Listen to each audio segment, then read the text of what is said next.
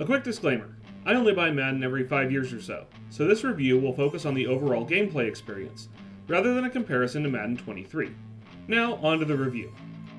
For over 30 years, Madden has been the definitive NFL video game experience. This year's version, Madden 24, is a worthy, if somewhat flawed, addition, continuing the tradition of giving football fanatics their weekly fix all year round. A 16-yard touchdown, and the Dolphins have shown this.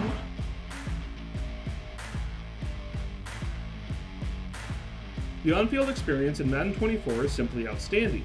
For the first time in a video game, I felt like I both could and was required to exercise patience as a back, to watch the hole open up and then dash through it.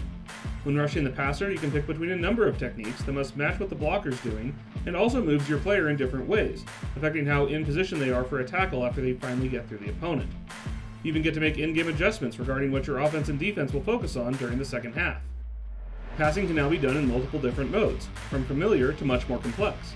How long you hold down on the receiver's button affects the trajectory of the ball, while moving the left stick at the same time allows you to lead the receiver in any direction. In another mode, there's a sweet spot timing system to determine pass accuracy, though I was nowhere near proficient enough with it to try it in an actual game. Your quarterback could also be affected by the momentum mechanic, to the point where receivers going far downfield lose their passing icons. You could still throw to them, but you had to remember which button they were. That was just one of many such mechanics, which activate and deactivate based on how each team is faring at the moment. The home team gets one effect for free if the momentum gauge is at all on their side, which gives a much more pronounced feeling of home field advantage than prior entries in the series.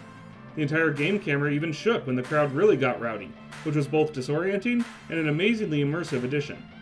The best players have their own momentum as well, referred to as X Factors. Making big plays can get them in the zone and enable special abilities. For example, one of my halfbacks would always break at least one tackle when in the zone, which worked to devastating effect on outside running plays. Taking a big hit or being stopped for negative yardage can knock these players out of the zone though, so it's not as game-breaking as it might seem on first glance.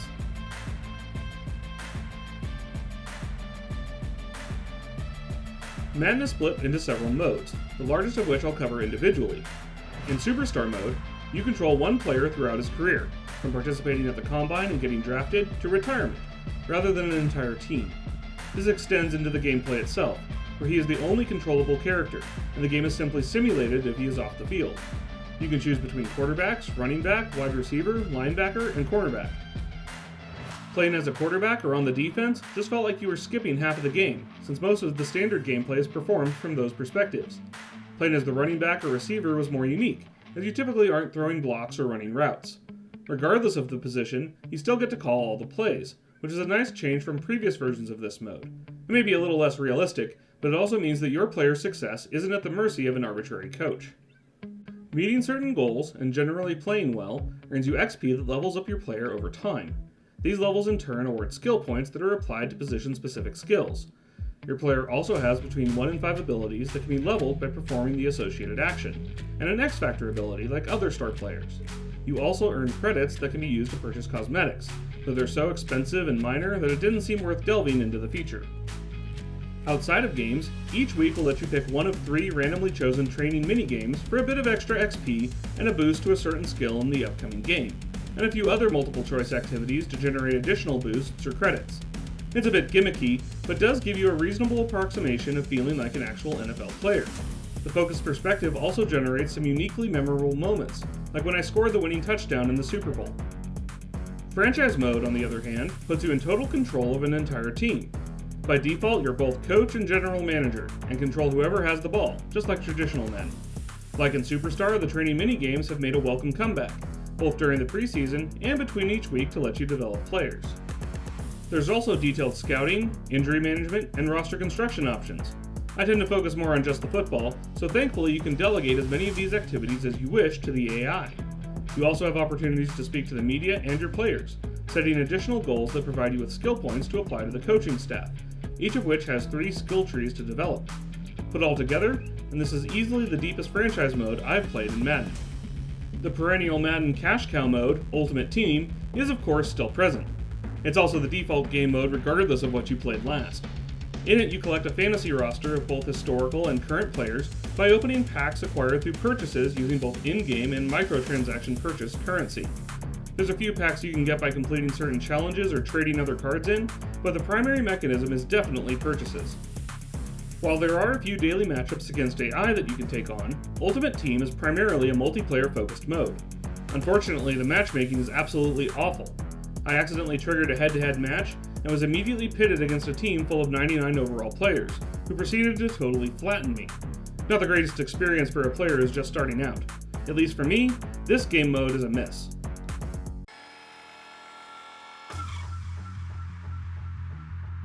Like all Madden games, Madden 24 has an extremely extensive set of difficulty options. There are 4 preset difficulty levels that can then have every aspect of the game tweaked, from interception rate to how often tackles are broken.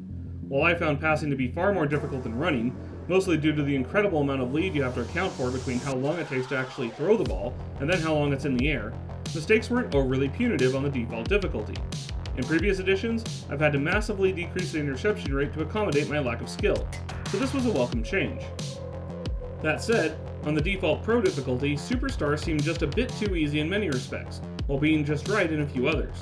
In my rookie year, I easily set the single-season rushing yards and touchdown records, and won the NFL MVP and Walter Payton Man of the Year awards, despite not having been presented with any obvious choices that led to the latter, apart from one random weekly activity that involved community outreach. Something like that seems like it should at least require sacrificing other options on a consistent basis. Regardless of my personal success, though, my team still only achieved a 4 seed in the playoffs, so I wasn't particularly inclined to increase the difficulty level.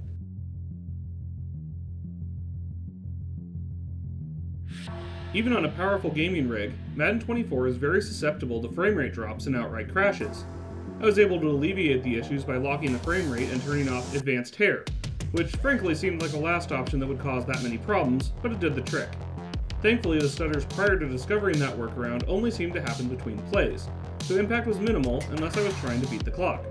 The lack of any in-game saving did make crashes extremely frustrating, as on one occasion I had to replay a single game more than 5 times to successfully finish it. As usual, there's a heavy RNG influence on the outcome of games. In one season, the Bears received the NFC number 1 seed. There were also a number of times when I would get smashed by a seemingly inferior team, only to crush a superior one the next week. In a game where you only control one of 11 players, not to mention the other team, it can feel like you're mostly at the mercy of the AI. This extends even to a number of the one-on-one practice drills, where the opposing player can frequently break your tackle, or a friendly blocker can whiff on his assignment. There's also a few other bugs, like not being able to progress all the way through weekly strategy and franchise mode without accessing a hidden D-pad command, or easily access the full team practice option.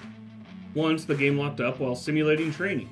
It didn't freeze or crash, just sat there running the simulation graphic. Upon a restart, the training had already been done and saved.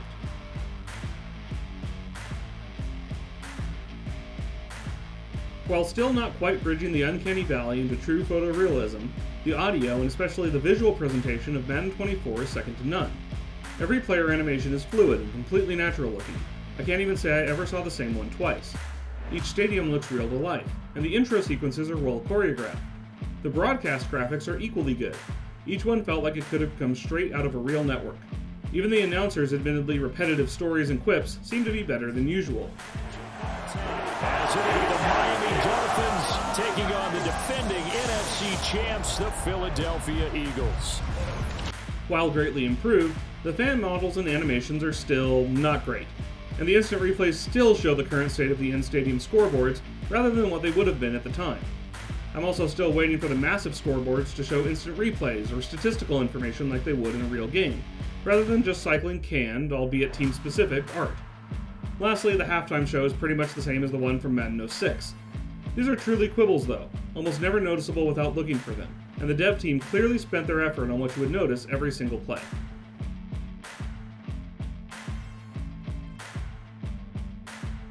For the most part, Madden is all about playing football, and doesn't involve any morally questionable situations or decisions. That being said, in Superstar mode your player does have a female agent, though all attire and interactions are purely professional. The cutscenes where the agent is depicted are also skippable, as well as very infrequent. Somewhat more problematic is the large amount of secular rap and hip-hop bundled with the game. That's not my style of music in the first place, and regardless I try to listen to Christian music almost exclusively. Even the instrumental tracks from prior games are missing. If you want in-game music, rap is your only choice. Turning it off is also in a slightly hidden menu. I honestly didn't miss it once I did turn it off, and just running my own media player in the background also worked great. With just a few minor and easily avoidable moral issues, Madden 24 easily earns a morality score of 4 out of 5. As far as quality goes, the initial frame rate issues, awkward menu screens, and massively disappointing, if easy to ignore Ultimate Team mode, drag down what is otherwise a great entry in the Madden canon. It also gets a 4 out of 5 here, but only by the nose of the football.